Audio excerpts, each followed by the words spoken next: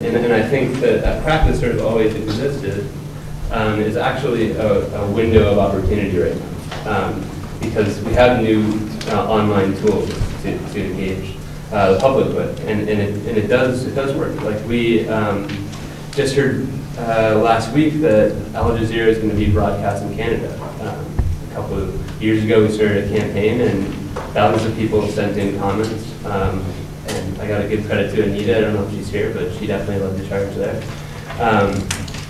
And I don't know if we would have that if there wasn't the public engagement, and it wasn't that difficult to do that.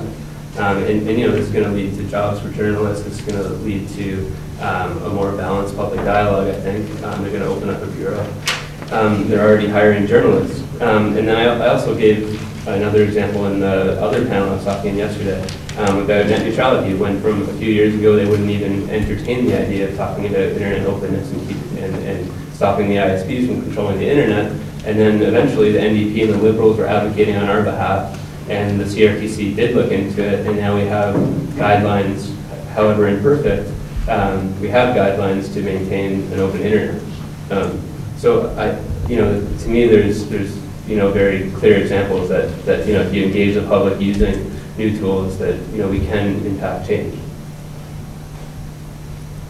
And I also think we're in a unique moment because we have a crisis in big media, especially corporate media, and we also have an open internet right now.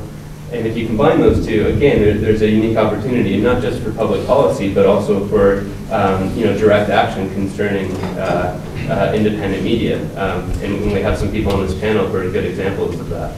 And 10 years ago, there weren't projects like this that we could celebrate and engage with.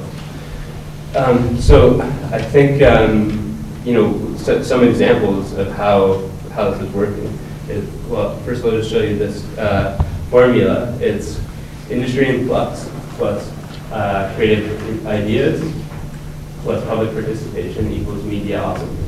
I'm sure you've seen the formula before. And I think some examples of that are like Rabble. They have a You-Ask program now where it's sort of an interactive interviews where people do live chat while people are being interviewed. The TIE had a posted contest where they would go to the community, get people to write down what's of interest to them in their community, take pictures, and then use that to write a report.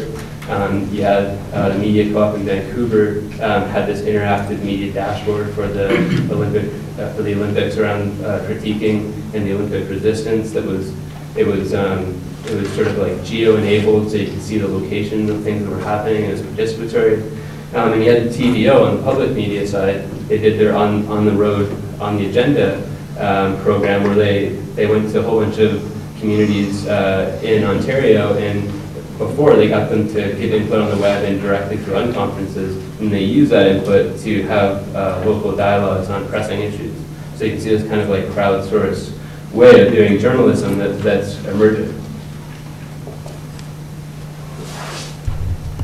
So just keeping with the kind of celebratory note, this is pictures from our Fresh Media event, and I think that we didn't have to promote it that much, and the place was packed with like 300 people, and a lot of young people who hadn't really looked into these issues or been concerned with these issues. And the reason they came is because I think we said we're not just going to talk about media, we're actually going to talk about how we're going to fix it, and we're going to do it while we're there. And I think that's kind of more what we need to be doing. These are pictures of, like, we didn't just talk about it, we actually we had a live TV show while we did it. That's Amber Mack, who's in Toronto, that's the panelist, the diversity director at the CBC, a couple of journalists from Extra and a couple other places.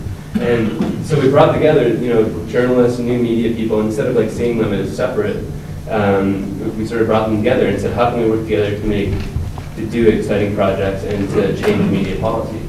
And again, the bottom is Mark Sermon from the Mozilla Foundation, kind of a new media person, and David Beers, so we beamed him in from Toronto.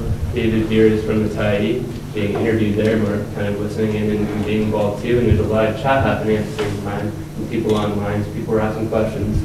So you can see that I think the reason people got into this stuff, both there and across the country, was because we weren't just talking about it, we were actually doing it while we were talking about it. And even, you know, the same thing goes for policy too. So we had concerning net neutrality, we partnered with other groups like Telecommunities Canada, where it is there, and we had open internet town halls, several cities, and we actually use those town halls to like crowdsource our presentation for the CRPC. We directly refer to them. We're going to also produce a crowdsourced report from those. So my point here is that, you know, it's public policy doesn't have to be boring. It can be exciting and engaging if you do it right. And I'll leave it there. Those are that's pretty much what I want to get across, and those are the opportunities I see before us. And we can chat.